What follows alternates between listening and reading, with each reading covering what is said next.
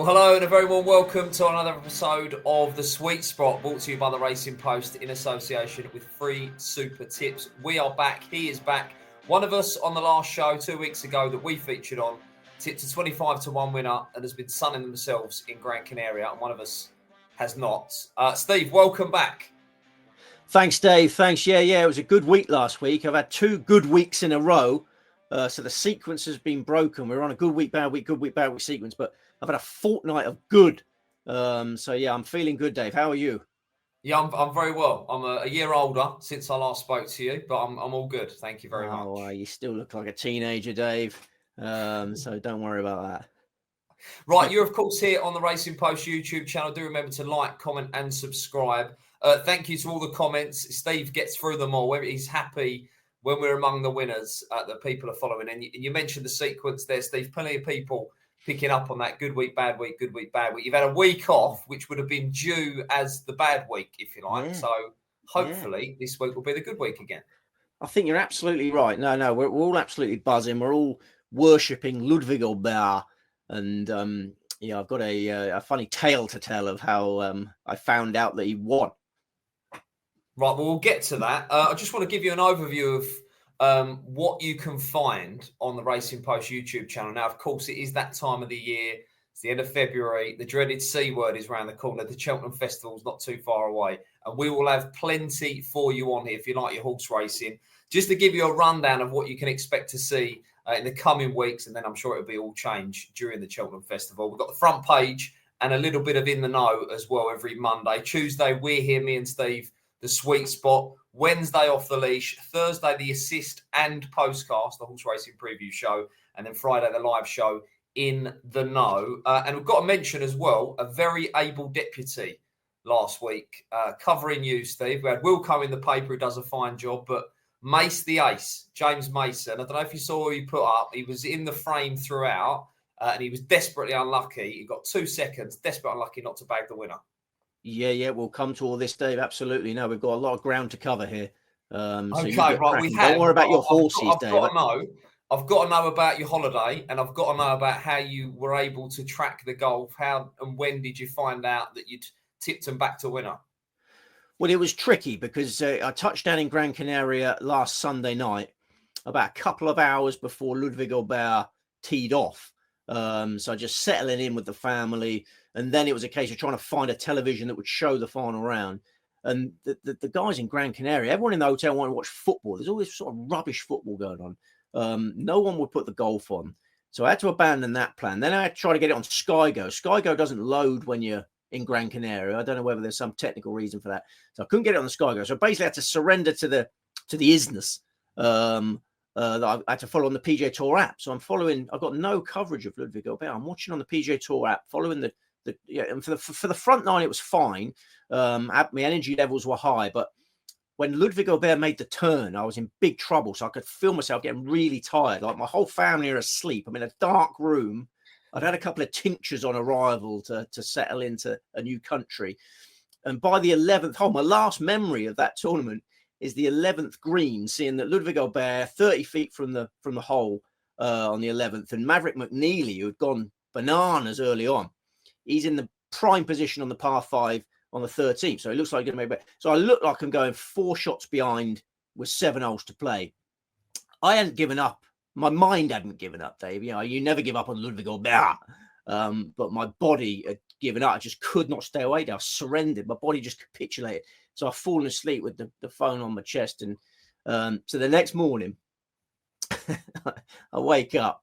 I'm in crippling pain. My arthritis really kicked in last week. So I've woken up in pain. I've waddled to the toilet looking really quite downbeat.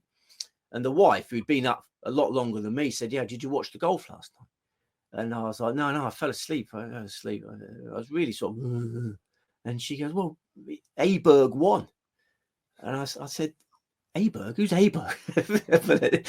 You mean Ludwig Albert? So I was sort of saying, you sure? It's a very rare situation for my wife to have more knowledge of the golf scores than me. So I said, "Are you sure?" And she goes, I'm 99% sure. I said, "Well, what's the 1%? What's the 1%?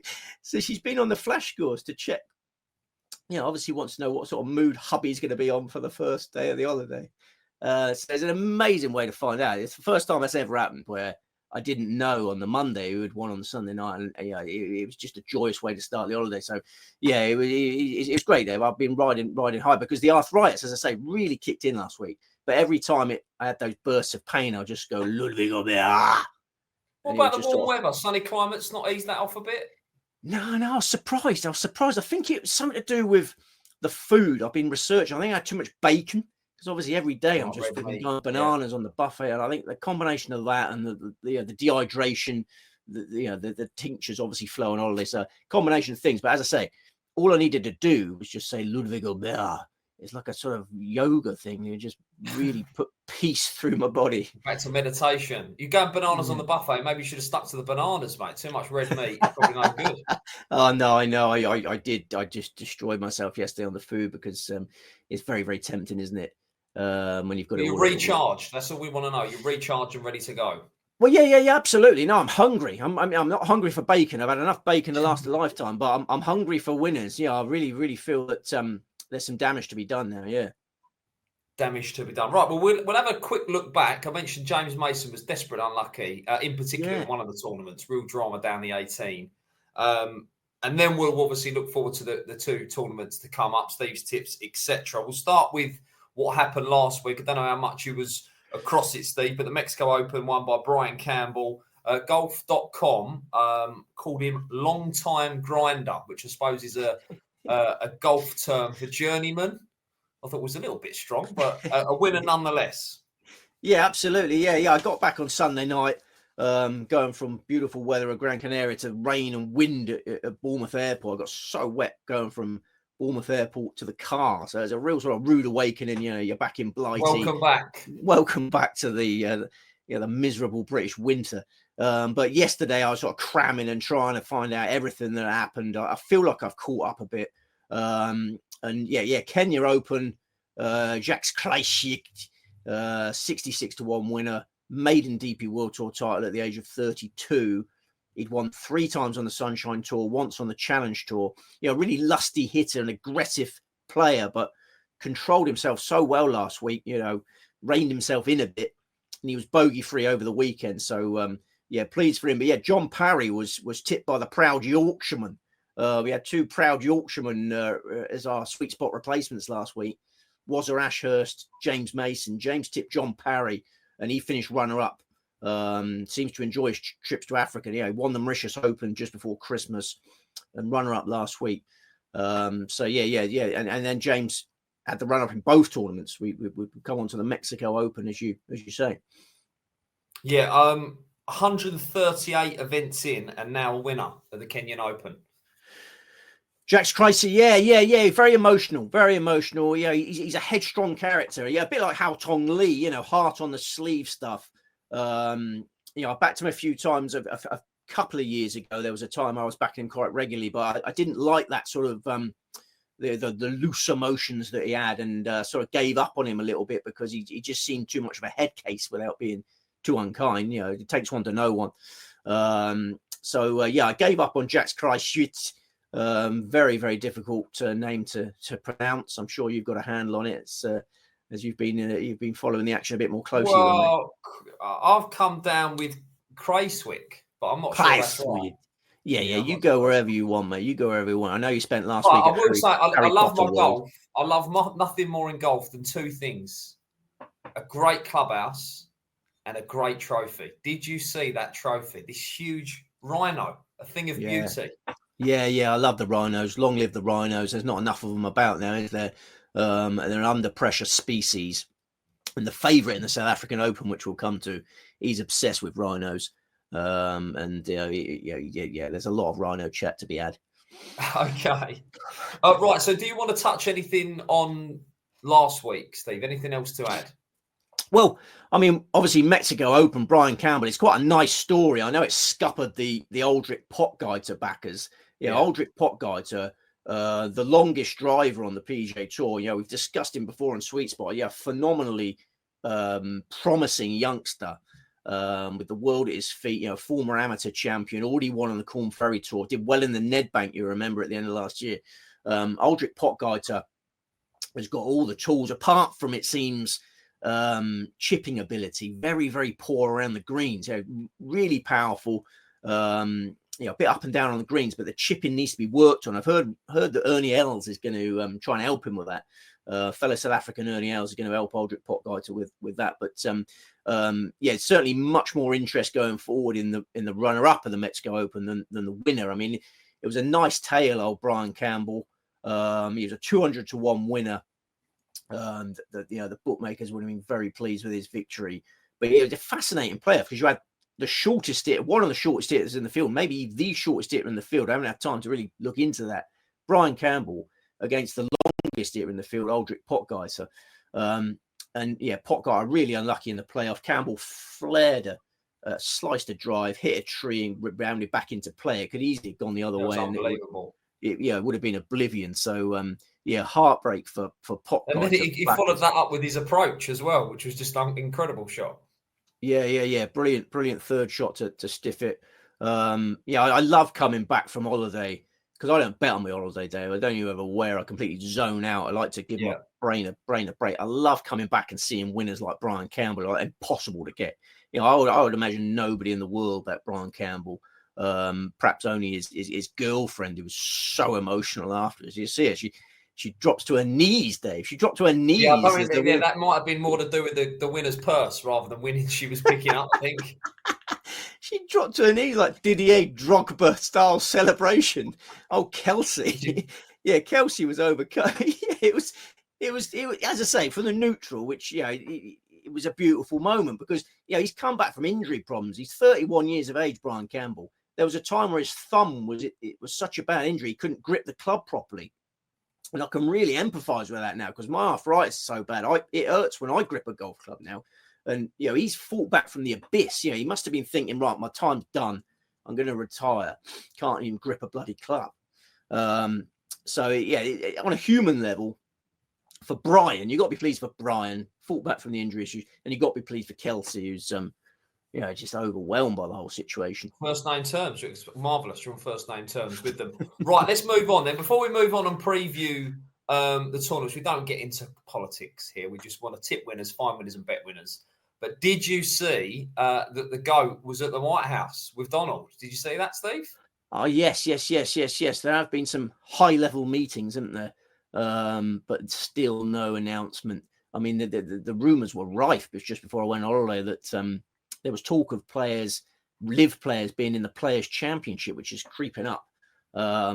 But it seems it's stalled again. I don't know. They're all playing hard. Well, what's going on? Trump's going to step in and kind of just amalgamate all of golf, is he? What's happening?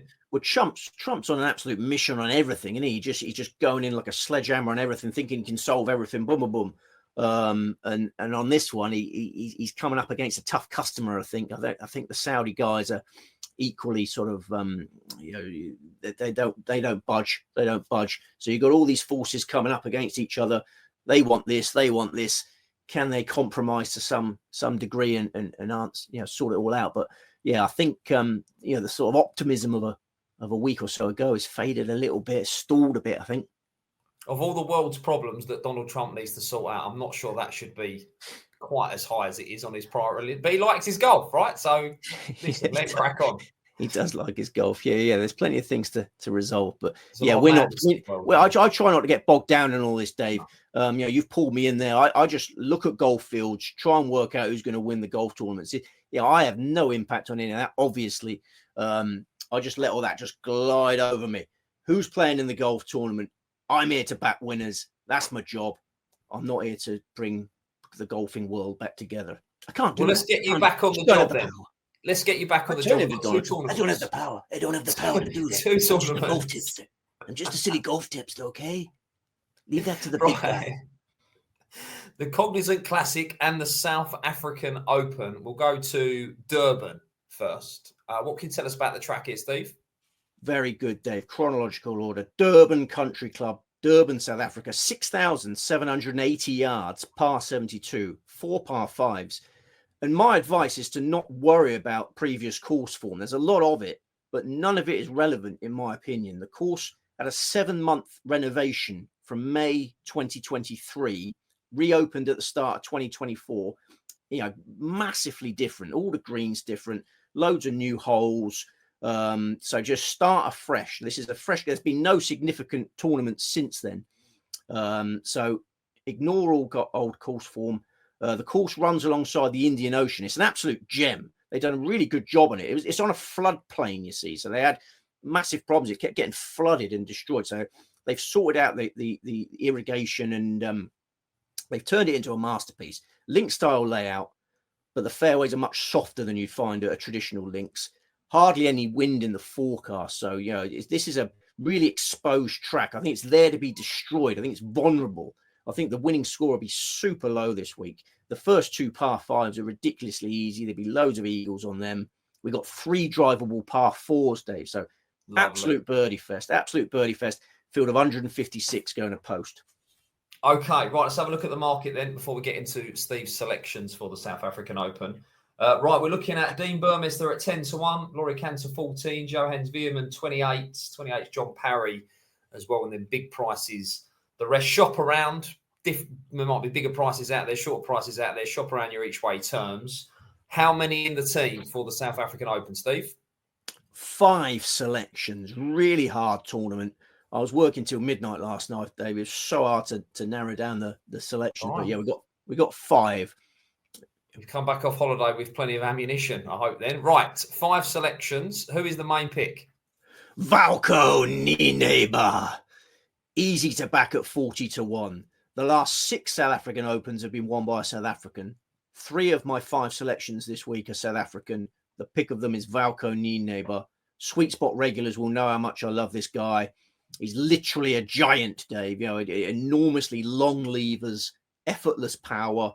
He's got the tools to overwhelm a course like Durban Country Club in the calm weather we're expecting. I think the time has come for Nieneba's DP World Tour maiden title at the age of 24. Brilliant amateur. Won the South African Amateur in 2019. The following year, he was challenging for titles as a professional on the Sunshine Tour and the DP World Tour. Second in the Joburg Open. Then he made his Sunshine Tour breakthrough in 2021. Had a few seasons sort of bouncing around different tours, struggling to find a fixed schedule. But the last few months have been really productive for him. Finished 4th in the DP World Tour qualifying school in November.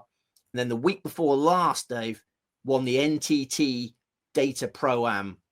That's co-sanctioned by the Challenge Tour and the Sunshine Tour. A spectacular 7-shot triumph that was. Valco building up ahead of steam. Last week played an unsuitable track. Kenya Open, rounds of 73-70, missed the cut by a shot. I think that's a useful weekend breather going into a much more suitable assignment this week. He's finished 11th, 15th and 12th in his last 3 South African Opens. Really solid record. Going to bolster it this week. Easy to back at 40s, not so easy to pronounce or spell. He is the main selection. Marvellous. Who else in the team? Next best is Angel Ayora. Give in to temptation, Dave. Take a dance with Angel Ayora. One of the finest young talents on the DP World Tour. A 20-year-old Spaniard with a swing to die for. Like Nieneba, he'd be able to overwhelm this track. Hits it a country mile without breaking sweat. I think these two are going to humiliate Durban Country Club. I think the greenkeepers will be a bit worried. This course is vulnerable. Ayora had his first Challenge Tour campaign last year. Started with a couple of impressive performances in South Africa. He won his maiden Challenge Tour title in September, earned immediate promotion to the big boys circuit. And on his return to South Africa in December for the Alfred Dunhill Championship, he finished 5th. He was beaten by only 2 shots in that. He's looked good this year.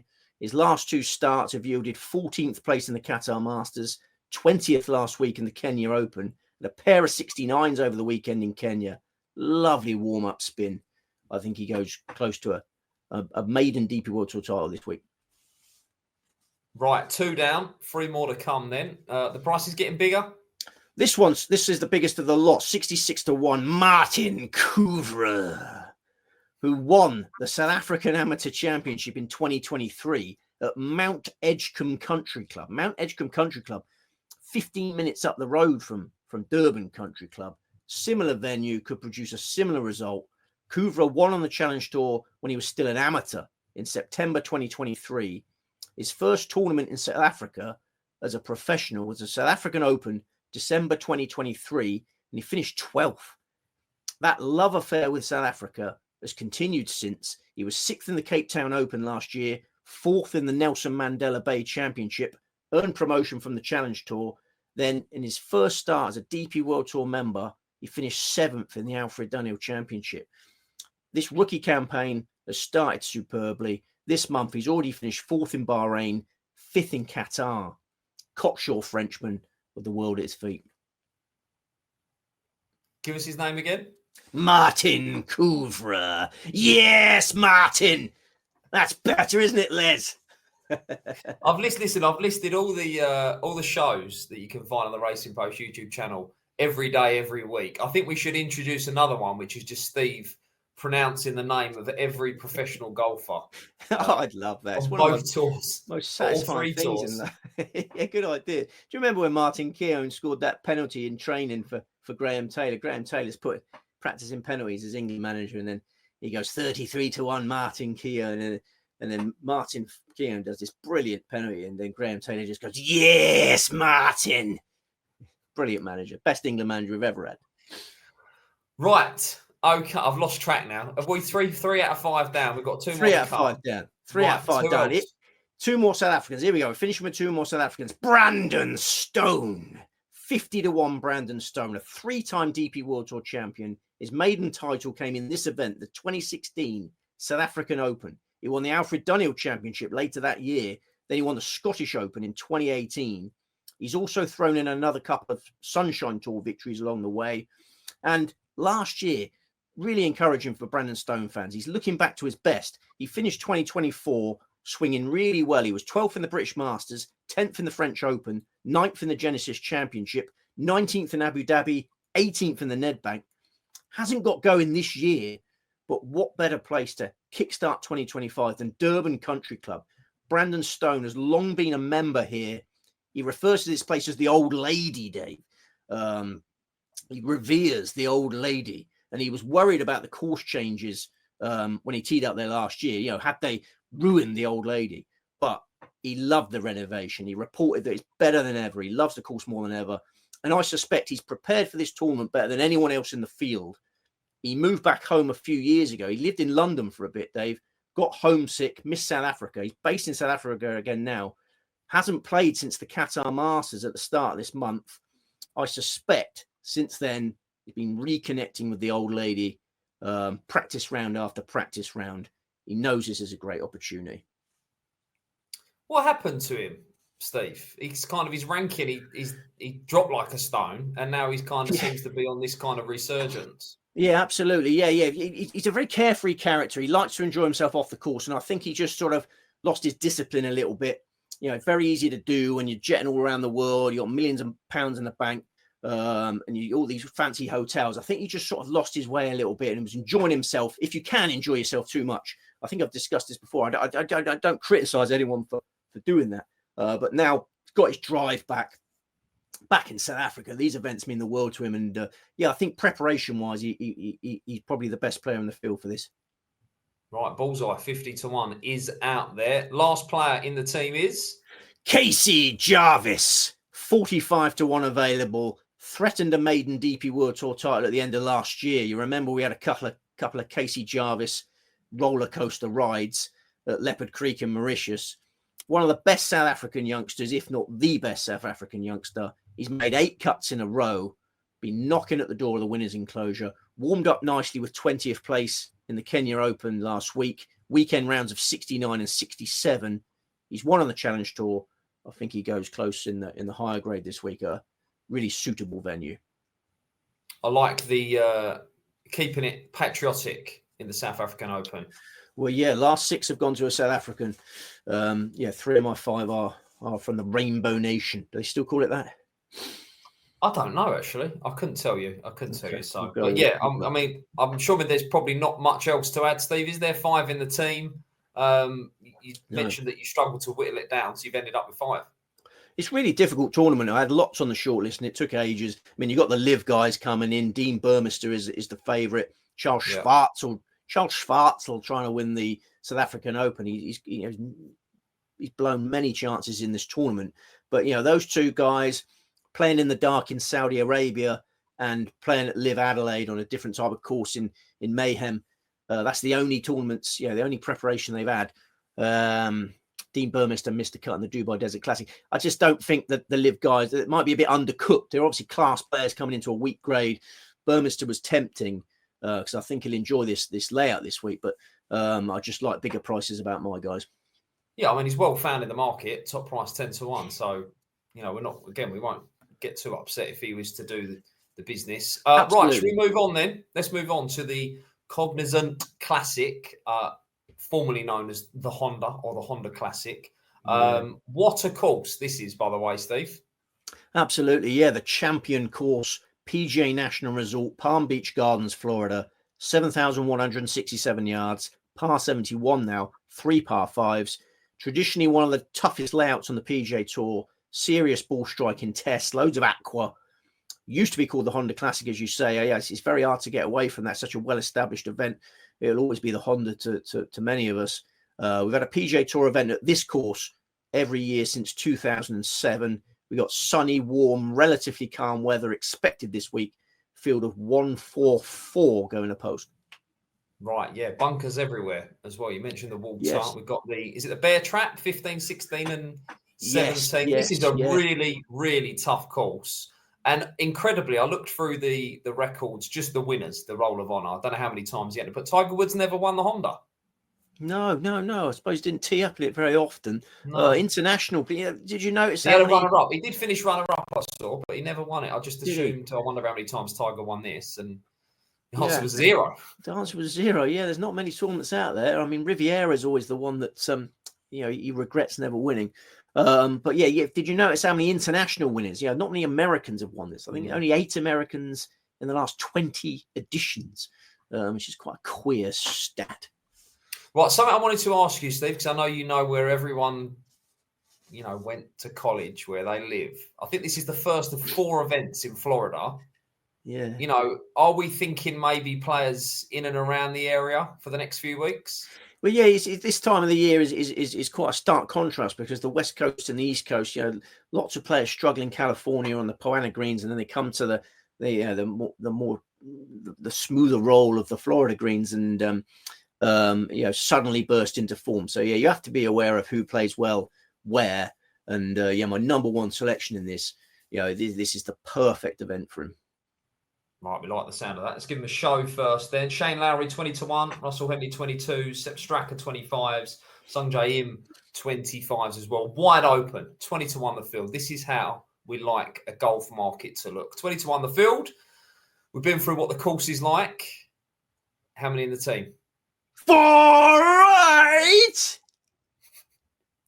Do you want to give me that again? 4 right. 4 selections, and they're all right. Well, they can't all be right. One of them would be right. Okay, right. 20 doubles then, if you want to get involved this week. 20 each way doubles. Okay, right. 4 selections. Who's the main tip? Daniel Berger.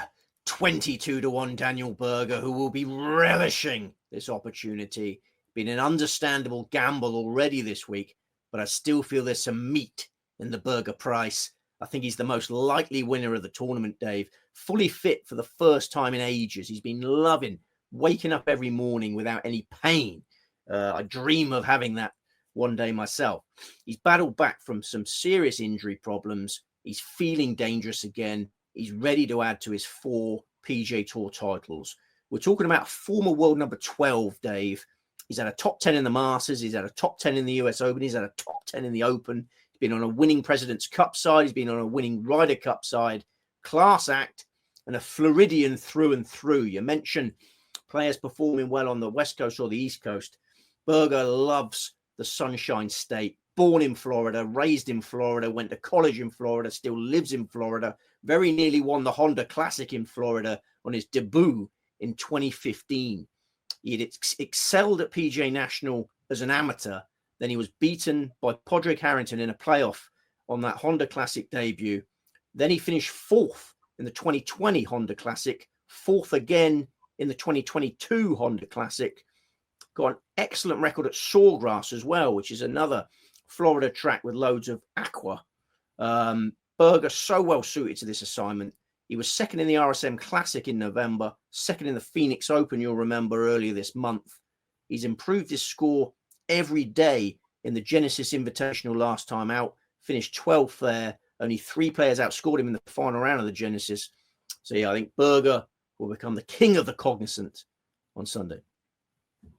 Yeah, he's definitely trending in the right direction. So he's saying he's a headline writer's dream as well. So I look forward to reading that in the Racing Post as well, whoever comes up with that one. All right, here's the main pick of 4. Who else? Next best is Lee Hodges, 50-1 now best. Won on the Corn Ferry Tour in 2020. Made his PGA Tour breakthrough in 2023 at the 3M Open. That was a 7-shot romp. Neat and tidy player, strong all-rounder, well-suited to PGA National. Finished 9th on his Honda Classic debut in 2022, then 14th the following year. Both of those results came when he was still a maiden. Last year, he missed the cut, but he was in terrible form at the time. This year is a complete contrast. He's arrived full of self-belief. Got going at the end of last year. 8th in the Black Desert Championship, 16th in the Zozo, 5th in the RSM Classic. And this year, been ultra consistent. 10th in the Sony Open to start the year. 9th in the Fireman's Insurance. He's not missed a cut. He's putting better than ever. Looks a rock-solid runner for me. Massive each-way value. Okay, right, massive each-way value there. I'm hoping the prices get bigger and bigger, Steve. Who else you got for us?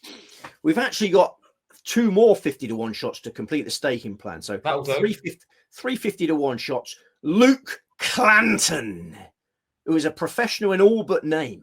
It's not often I'm tempted to back an amateur in a professional event. I actually toyed with Christian Maas in the South African Open. It's not beyond the realms of possibility, Dave, that we get 2 amateur winners this week, because Christian Maas very handy. Clanton is the one I prefer, though. He's just been signed by Nike. Got signed by Nike last week. They're very good judges of golfing talent. There was a young master T. Woods that they signed up many moons ago. Clanton has done enough now to suggest he's going to be a PGA Tour star. I don't think he's a Ludwig Aubert, but there is only one Ludwig Aubert. I do think Luke Clanton has the ability to cause Ludwig and the rest of the elite a lot of problems in the years to come. He's the world number 1 amateur, Dave. I'm normally backing former world number 1 amateurs, yes. But I'm actually backing the world number 1 amateur. And he's got that status from representing Florida State University. He was born in Florida, raised in Florida, won the Florida High School State Championship 3 times, still lives in Florida, qualified for the US Open last year in Florida, at the Bears Club. He walks tall in the Sunshine State, Dave. He'll have huge support on his Cognizant Classic debut. It reminds me of when Daniel Berger turned up in 2015 for his Honda Classic debut. He'll have loads of people following him. He knows the course well. I think he'll immediately threaten for the title. I mean, what he's done recently is so impressive. He's twice finished second on the PGA Tour already. He was 15th in the Farmers Insurance Open a month ago. He only needs to make the cut this week, Dave, to secure a PGA Tour card. He nearly did it in Phoenix. He 3-putted the last hole and missed the cut, and then didn't get the card. But so all he needs to do is make the cut, and he's a PGA Tour player. When he finishes he's going to finish his junior season at Florida State University. Then he's going to become a pro. So the future is so bright. Do you know how much prize money he's missed out on, Dave, from being an amateur? Like, he's been playing on sponsors' invites, getting in these. You got a number, yeah? Go on, give me the number. Oh, it's just fraction shy of $2 million that he's given up. So yeah, this fella knows he's going to be making big bucks. You know, I expect Nike have already given him a fair bit more than that. So this is a 21-year-old with a bright future, and you know, he's a massive runner. He's an amateur, but he's a massive runner. He's an amateur in all but name, as I say. I like the sound of that one, and he's a local as well. This is the sort of player that we can maybe back to make the cut, though that's not going to be too big a price if he's 50s. Top 40, top 20, top 10, top 5. We can dress it up however you like. This is a player to keep on side, right? Absolutely, yeah. I think he's definitely got immense ability. As I say, he's no Ludwig Aubert, but then nobody is. My son was asking me who the best player in the world is the other day, because obviously I kept just randomly saying Ludwig Aubert. I was playing table tennis with him, and I could feel a pinch of pain. I was with Ludwig Aubert, and he goes, "Is he the best player in the world, Dan?" And I was just like, "Well, possibly." Yeah, it's between him, Rory McIlroy, and Scotty Scheffler, Ludwig Gobert, Rory McIlroy. I think now Xander's got these rib problems. I think it is those three. It's between those three. Anyway, I went off on a tangent there, Dave. I'm sorry. Not a problem.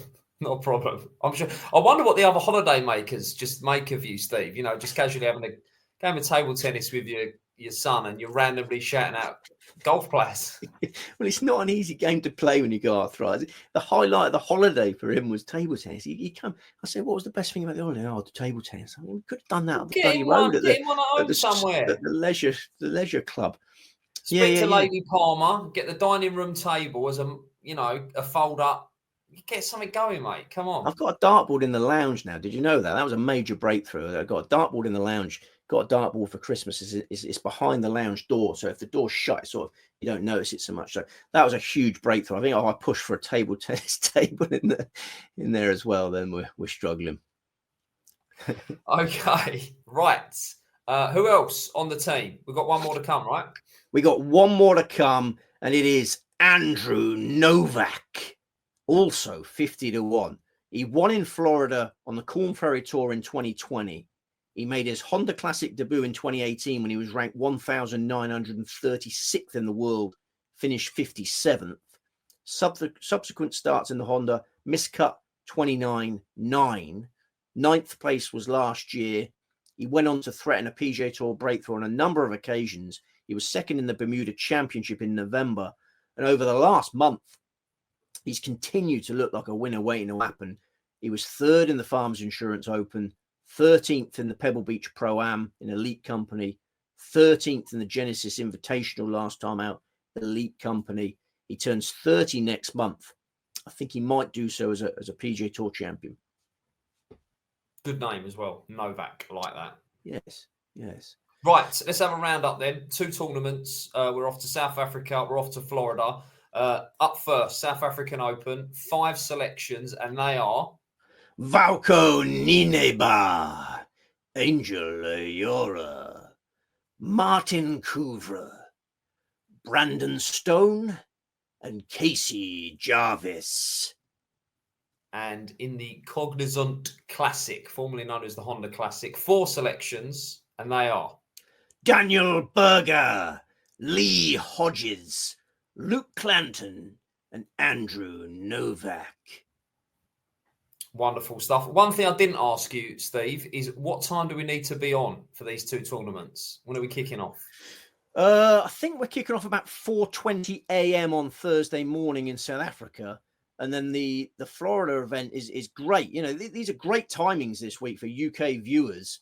It was a real test. The last time I was watching golf in California and Adelaide was a real test of character. Oh, yeah. This is perfect compared to that. Early hours of the morning on in South Africa, and then about 12:45 I think the Florida event starts. 12:45 p.m. lunchtime. So you'll be able to sleep normally this week. Well, this PGA Tour is going to be a classic Sunday night job, right? We kick back and see Berger in the frame doing the business. Yeah, that's it. We can munch on a few burgers while watching Berger. So very exciting week ahead. I'm being reunited with my dog today, Dave. Obviously, when you go on holiday, you can't take a dog.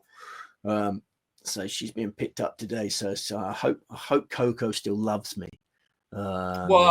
Listen, if you're throwing birthday parties for your dog, I'd like to think that your dog's standing like the Ritz of kennels, right? Where's the boarding kennels? And was it pricey? It was with my sister-in-law. I think we have paid her we're paying the sister-in-law. She's been up and blind. But the dog's gonna be very confused. Why is it the dog's just dumped and left for? It's the first time we've left her. Well, that's a bit strong. Dumped. I mean, you've left with a family member. Dumped is a bit strong. Well, you know a lot about dogs. Is Coco going to be? Is she going to be hurt by what happened? Is she going to come back and still be affectionate, or is she going to try and bite me? It's the first time I've left a dog on holiday. Routine is key, right? So just get her straight back into routine. I'm assuming the feed's been the same. The food's been exactly the same the week as well. Yeah, she took her bed and everything. It's all good. Okay, Dave. Yeah. No, I'm a bit worried, but we shall see what happens. I'll let you know next week how. Will you let me know how many tetanus shots you've had next week? Yeah, yeah, it's only a tiny thing. Even if she attacks me, I'd like to think I'll be able to defend myself. Little multi-poo, but yeah. How are your dogs, Dave? You haven't got. Yeah, I how's haven't the got any at greyhound? home at the moment. We've got a cat. Absolutely Got a cat. outrageous decision by the Welsh government. I'm sure you don't want to get bogged down on that, but I don't know. That's for another time. But I mean, outrageous is a little bit of an understatement, should we yeah, it's say? just So, absolutely ludicrous. Makes me sick. yes. But yeah, don't get me started on that, Dave. There's a lot more to that. Right. Well, you're back, Steve. It's great to have you back. We've got 2 tournaments to get stuck into. Plenty of ammunition. Gamble responsibly. Enjoy the golf. And we'll, of course, see you next time.